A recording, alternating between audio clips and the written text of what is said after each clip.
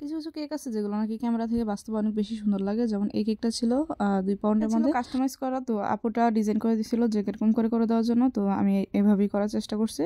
তো প্রথমে একটা 2 পাউন্ড কেকের বেস তৈরি করে রাখছি, তারপর ওইটাকে আমি 3 স্লাইস করে কেটে তারপর হচ্ছে সুগার সিরাপ ব্রাশ করে রাখছি। সবসময় কিন্তু আমি কেক ডেকোরেশন করার আগে সুগার সিরাপ দিয়ে রাখি।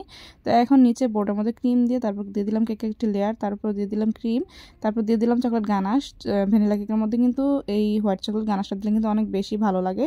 অনেকে আছে পেস্ট্রি ক্রিম দেয়, সেটাও ভালো লাগে, তবে পেস্ট্রি ক্রিম থেকে কিন্তু চকলেট গানাশটা অনেক বেশি মজা হয়। তো আবার আরেকটা লেয়ার দিয়ে তারপর আবার ক্রিম দিয়ে তারপর আবার চকলেট গানাশ দিয়ে দিব। এখন আমি লাস্টের যে লেয়ারটা আছে মানে 3 নাম্বার যে লেয়ারটা ওইটা দিয়ে দিব। তো আমি কিন্তু বেশিরভাগ ক্ষেত্রে 2 পাউন্ড কেককে 2টা লেয়ার করি।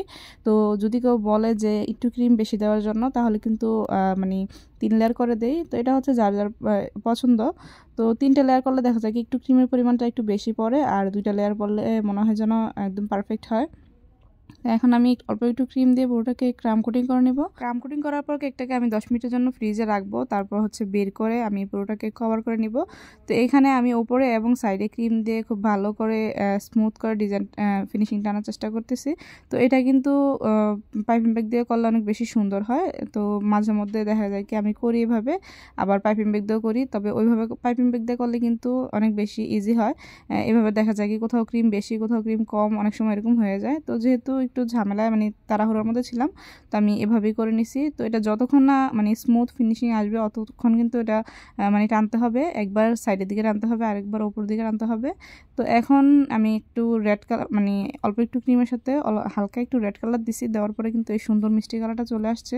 এখন সাইডে আমি এই কালারটা দিয়ে একটা বর্ডার করে দিব। তো এটা হচ্ছে 2 শেড বর্ডার বলে। এখন অল্প একটু ক্রিম ওপরে দিয়ে তারপর হচ্ছে 4 চামচ দিয়ে টেনে আমি ডিজাইনটা করে নিব, অথবা কেউ চাইলে প্যালেট নাইফ দিয়ে করতে পারে।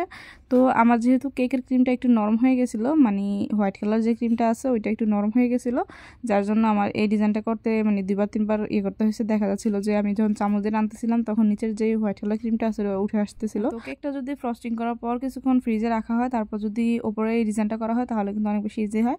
তো যেহেতু আমি খুব তাড়াহুড়োর মধ্যে ছিলাম তো করার সময় পাইনি। তো এখন মোটামুটি একটা মানে এরকম একটা ডিজাইন হয়ে যাওয়ার পর আমি কিছু বাটারফ্লাই দিয়ে দিব। তো এগুলো ছিল এডিবল বাটারফ্লাই, এগুলো কিন্তু খাওয়া যায়।